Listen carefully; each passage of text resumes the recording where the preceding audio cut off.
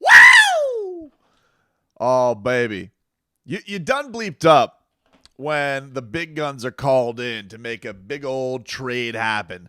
And the Miami Heat have sent in the big guns to Vegas to try and get this Kevin Durant deal done. All right. That was some Goosey's Galore news to get this week. Thank you for tuning on in, everybody. Very excited with all the developments that are going down in Sin City.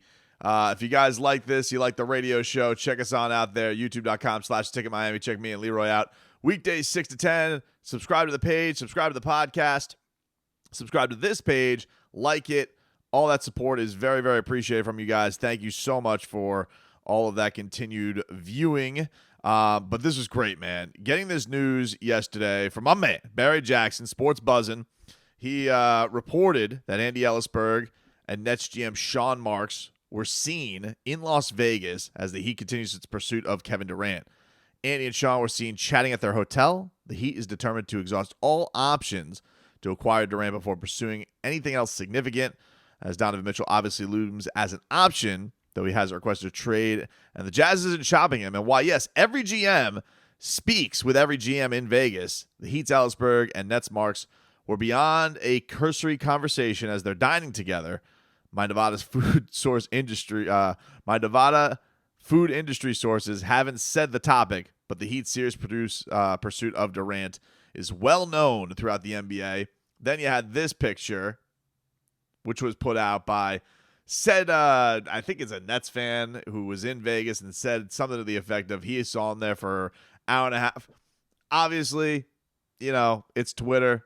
Could vet. Don't want to get ball sack sports or anything like that. But, hey, let's just take it at its word. That definitely is Andy Elisburg. And it's not the sad picture of him at the craps table when him and Pat Riley were waiting for LeBron James to ignore them in 2014. So it is a different picture of Andy Elisburg. And listen, when you have a deal of this magnitude, you bring in Andy Elisburg for a couple of reasons. Andy Elisburg, the big guns, all right?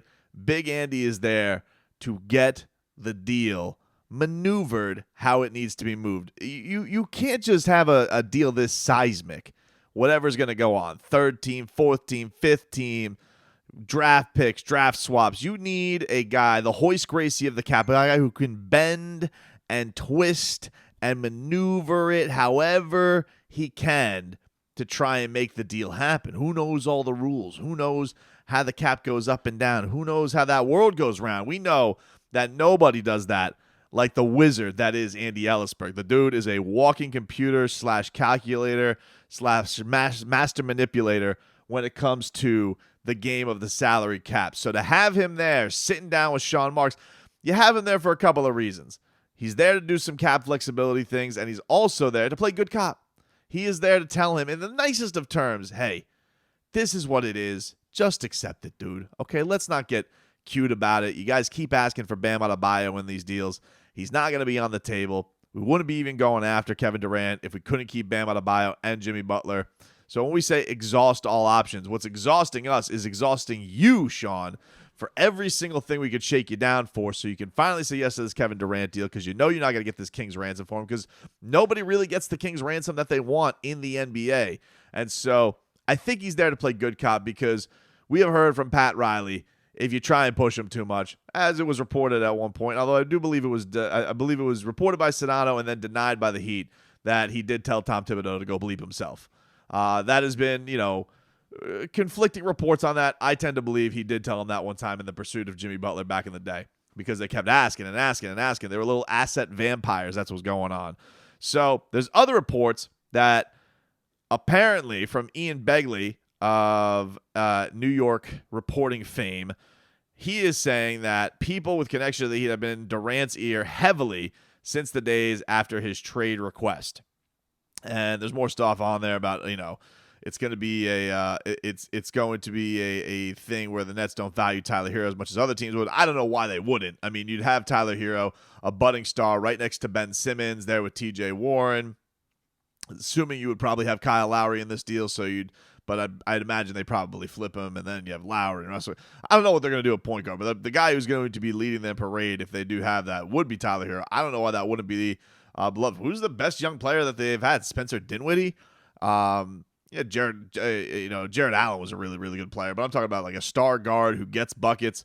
Tyler Hero, I think, would be a sensation there in Brooklyn, but who am I to judge? They want to keep embarking on this tour of being stubborn. Fine, that's fine. Barry Jackson, who's been killing it on this reporting, he had a story today that came out and said that Miami's had zero talks about trading Bam Adebayo, and according to a league source briefed on the matter, initial talks between the Heat and Nets were hot and heavy, but then cool when Brooklyn wasn't satisfied with Miami's potential package. The Miami Heat will continue their pursuit, and so I just think it's interesting. There was a Windhorse report also that said like the Nets aren't exactly thrilled with everything that's been coming back at them when it comes to this Durant deal. I think that there's a big sense that the DeAndre Ayton thing may not go through and may not be available for them to get to his number one or one of his preferred destinations in the Phoenix Suns. So what do you have in that situation? You're just going to deal him to a place that he doesn't want to go to? How many teams are going to be like, you know what, we're not really that keen on getting a Kevin Durant just cuz? The last time he was lashing out with they were lashing out with the Minnesota Timberwolves, asking for Karl Anthony Towns and Anthony Edwards, and that's all cute. You guys can play tough, and it's one thing to play tough; it's another thing to be tough and really realize what your options are, and see what that is. And maybe you have a kooky team every once in a while, like the Timberwolves, who are going to offer a bazillion picks for somebody like Rudy Gobert, but they also have their two key cogs. The one thing that's interesting about that is the reason they do a deal like that and they maybe throw a gazillion picks at them is because they've already nailed 2 number 1 picks, and they want to add Rudy Gobert, right or wrong, whether you agree with it, they want to add him next to their pieces that they believe are cornerstones in Karl Anthony Towns and Anthony Edwards. Heat are in the same spot. I don't care if you make it Kevin Durant. You're not making that deal dealing Bam Adebayo. It doesn't make sense. The whole point of it is you make a seismic move like this to seismically shift the East. And the only way that you could do that is to have a trio of Jimmy Butler, Bam Adebayo, and Kevin Durant. Not Kevin Durant and Jimmy Butler, not Kevin Durant and Bam Adebayo with figure it out. You have those 3 guys, and that all of a sudden becomes the major player in all of the NBA, arguably the favorite in the league. East has gotten tougher, but I think it'd be pretty hard to argue that the Miami Heat, who are a shot away from the NBA Finals, add Kevin Durant and keep Bam Adebayo and Jimmy Butler, and you would say that is not the favorite in the East. It would be a pretty stupid take to go in any other direction by that, because Jimmy Butler has been one of the best playoff players over the last 5 years in the NBA.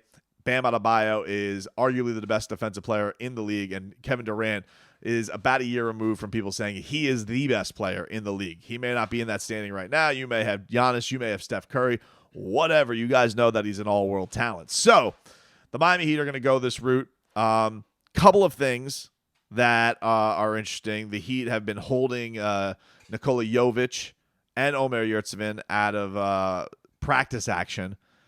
It's kind of interesting. It's summer league. Asset protection or protecting the player? Don't know. Interesting thing that we have to check out there. And then the other thing that was curious is Zach Lowe was on television today saying that agents and executives are rolling their eyes and nervous, basically, that Durant's going to end up in Miami because Pat Riley's the godfather, and he's going to convince Kevin Durant that's the only place that he wants to go. And then you have reports from other reporters who are saying that people with connection to the Heat have been in Durant's ear. Well, the Miami Heat had just gotten slapped on the wrist last year for jumping the gun or tampering. My best guess is that's a player-to-player thing, man. And Kevin Durant has Team USA ties to Jimmy Butler, won a gold medal with him. He has Team USA ties to Bam Adebayo. He won a gold medal with him. These guys, I would imagine, have some connections there that go with the idea that he is talking to some players on the Heat. And I would imagine those players would probably be their star players, both of whom that he played with for Olympic gold. So it wouldn't be a crazy conclusion to think that there are little birdies, Game of Thrones style, coming from Pat Riley to Bam Adebayo, master recruiter. Everybody in the league seems to love him. Donovan Mitchell loves him. Jason Tatum loves him. Kevin Durant loves him. Everybody, Bradley Beal loves him. All these people, Damian Lillard loves him. All these people who were potential whale targets, Bam's got a significant tie to a lot of them. And Kevin Durant is no different. He sung his praises to the high heavens when he came off the Olympics about what kind of a player he is. And you think about what the number one thing this Heat team needed in this playoffs, and it is an elite scorer to go aside Jimmy Butler and his relentless attack and the unbelievable defense of Bam Adebayo, who can also fill it up and get you rebounds. if you're to add Kevin Durant to that, and you don't think that that is the favorite in the Eastern Conference, you're just got your head in the sand when it comes to the rest of the teams, or you just continue to want to ignore the Miami Heat at your own peril. That's fine. But the whole point of this thing is, I don't really think the Heat are ever going to put Bam Adebayo in those trade talks. I'd be stunned if it happens. The guy is like looked upon as the linchpin, the guy who kind of keeps the connection of the fabric of Heat culture, guy who embodies everything the franchise loves. He's been basically knighted. When I talked to Alonzo Mourning 3 years ago on a steaming hot cruise ship, and he told me that we're going to raise his jersey to the rafters one day, and he's going to be the face of a franchise. From that moment to talking to Udonis Haslem that he is everything that they want in culture for his relationship with Dwayne Wade, like, I really think that they want him as part of this next potential championship and this build, this last build that it seems Riley is embarking on before he rides off into the sunset. So, Andy Elisburg's having those talks. Are things heating up? Is business picking up? It seems like it. Doesn't seem. Could be something, could be nothing. Seems like it's something. And the Miami Heat, this pursuit, it continues to be very, very interesting with going after Kevin Durant.